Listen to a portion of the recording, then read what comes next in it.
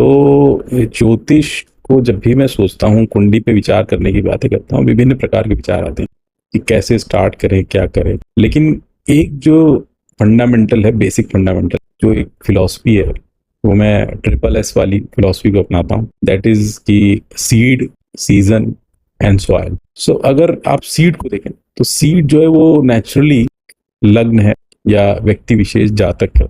सो लग्न का इंपॉर्टेंस बहुत है, वो बिल्कुल सीड के समान है। अगर सीड में वीकनेस होगी तो चाहे सॉइल कितनी भी अच्छी हो और कितना भी अच्छा सीजन आ जाए, फल पूर्णता से नहीं मिलेगा।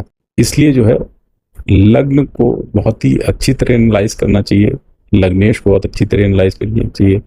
लग्न और लग्नेश का बली होना बहुत इंपॉर्टेंट है, क्योंकि अगर लग्न और लग्नेश बली होंगे तभी जो है फल मिल पाएगा।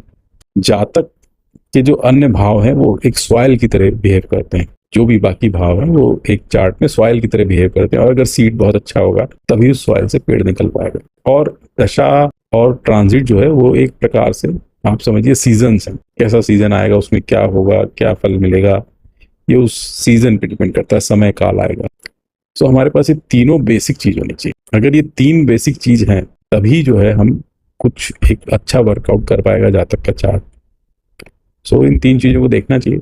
यहाँ सीड के बारे में मैं थोड़ा सा और गहन रूप से बता दूं कि सीड को एनालाइज करने के बहुत सारे तरीके हैं चार्ट में। लग्नेश को इन जनरल एक प्रिंसिपल आता है, कहता है कि 6-8-12 में अगर लग्नेश चला गया, 6-8-12 का स्वामी लग्न में आ गया तो जो है बहुत अच्छा फल नहीं दे सकता। लेकिन वो जो सीड है वो सिर्फ लग्न और लग्नेश तक सीमित नहीं है, उसके और भी पार्ट्स हैं। जैसे आप गुरु को देखिए, जीव है, ठीक है। चंद्रमा को देखिए, कहते हैं इंदु सर्वत्र बीजम। जो इंदु है यानी चंद्र है वो सर्वत्र बीज के समान है। अगर ये स्ट्रांग है तो बाकी सारी भी चीजें स्ट्रांग है। So Jupiter also play very important role in chart.